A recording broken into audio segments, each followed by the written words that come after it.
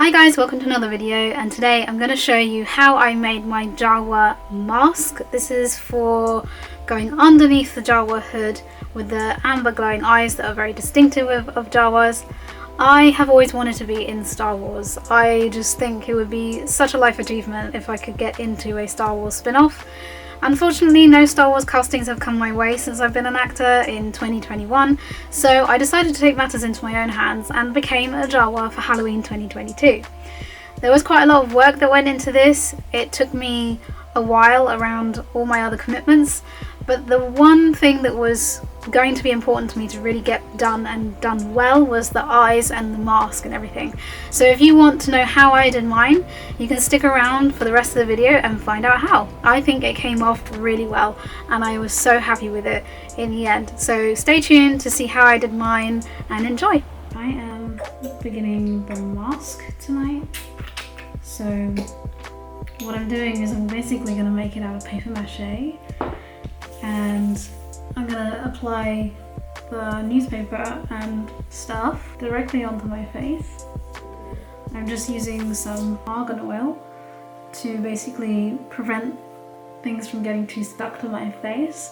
Because I'm using like flour and water, I assume that it's not really going to stick to my face like glue does, and I should end up with my eyebrows still intact by the end of this. I have a mix of literally flour and water in this bowl that is acting as my glue. I have newspaper strips in various sizes, and I am just going to start applying things to my face, and this is definitely one of the weirdest things that I've done. So we're just going to go for it. I'm only going to do like a half mask because really I only need it to come down sort of like in line with my nose, so I don't need to do a full mask.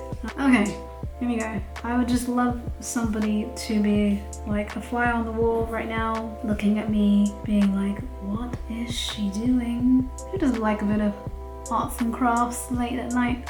So I'm just going to like apply as much as I can and see sort of where I get to with how many layers I can do basically. And I've got a hairdryer close to me so that I can sort of dry the layers so I don't have to like sit with this on my face for ages. So I'm just starting out with big strips and I'm going to do smaller strips later, kind of just trying to get like a good foundation down. Sticking newspaper to my face, cause why not? It's a hot look right there. I would love it if John just came home like right now. He would be like, what are you doing? I'm dripping it on my hoodie. I'm gonna go across. What did you do last night? Oh, I stuck pieces of newspaper to my face with flour and water. What did you do? This is actually already feeling pretty sturdy. I probably have not done anything paper mache since about the age of 6. This is actually going a lot faster than I thought it would. I thought it would take me forever, but actually it's really going on very quickly and very successfully. I'm very proud of myself. What I should get is I should get a mask that is a bespoke fit, and I just need to make sure that it goes as far down my face as I need it to go. Maybe just like smaller pieces now. We got the foundation down and now we can move on to smaller pieces. Who knows, like maybe this is like actually really good for my skin. You could do this for like anything that you needed to fit like custom, any kind of mask that you needed. The great thing about the newspaper is that it really does just like mold to the shape that, because if you get it moist enough, it just like completely sticks. And also you can just peel it off again if you're not happy with where it is. I'm not too worried about it being like smooth or anything because like it's gonna go underneath like a black hood, so you're not gonna see the mask at all. It's literally just like so that I have something to like mount the eyes onto. And most people will use like a hockey mask and just like cut it in half, but that just felt like so wasteful, and I was sure I could do it a different way, and so that's what I'm doing.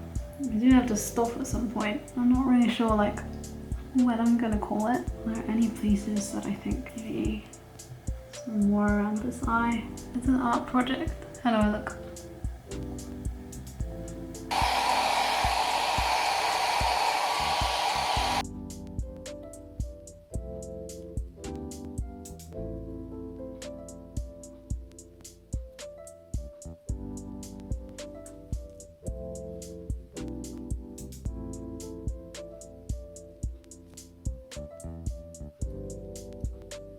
So it's feeling pretty dry. I can actually feel in some areas it's starting to peel away from my face.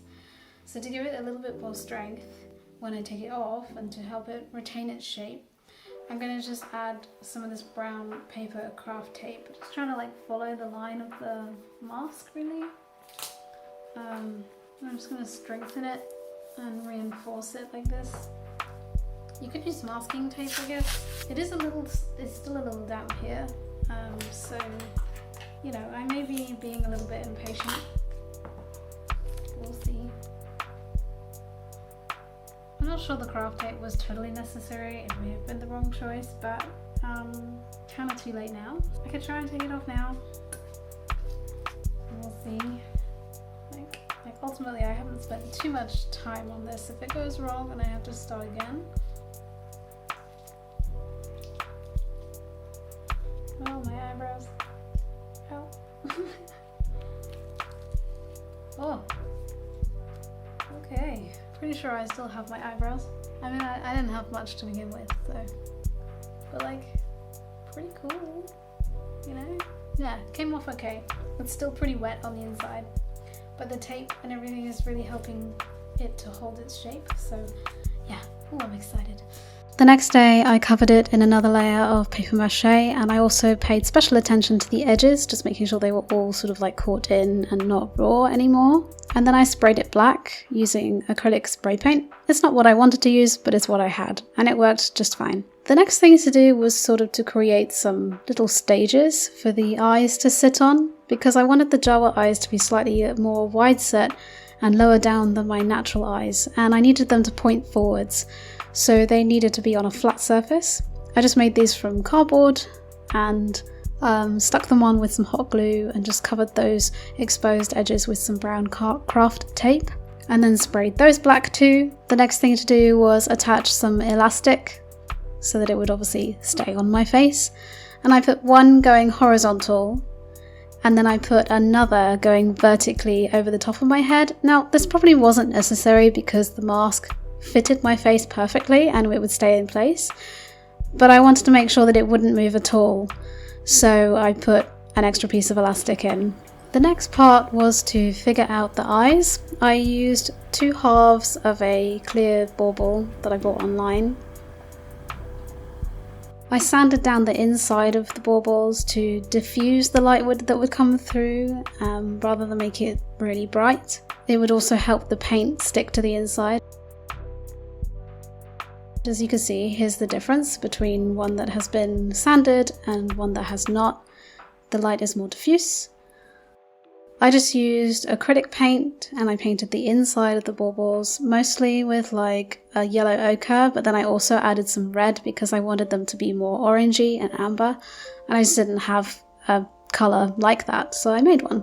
I kind of wish I'd been able to spray paint these for a more even finish, but I didn't have anything on hand that I could use.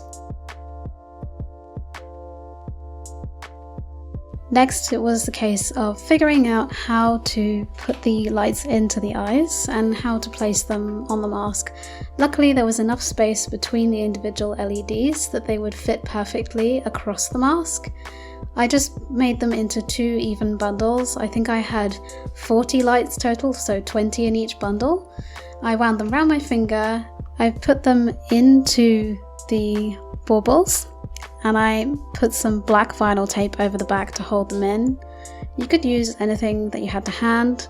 I think actually some black gaffer tape would have been slightly better here because it has more stretch and it can more easily stick to the rounded shape of the hemispheres. And at this point I am really just figuring it out as I go. I do not have like a methodology here. I am just going with what I think will work. And it does kind of work in the end. So that's what's important, really.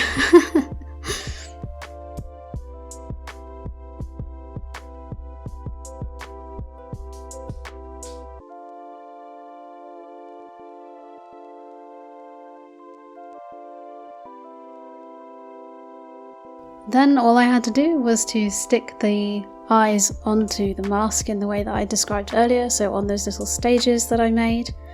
And I just did this with hot glue. I'm not the most proficient person with hot glue, it's not really a medium that I love using, but I will use it if I have to.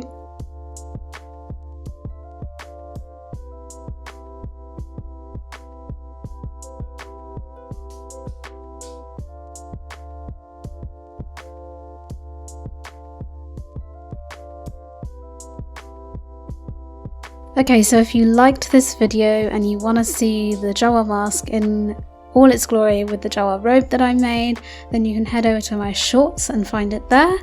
Alternatively, I also have a video where I make the robe and all the other components to the costume, so do check that out as well.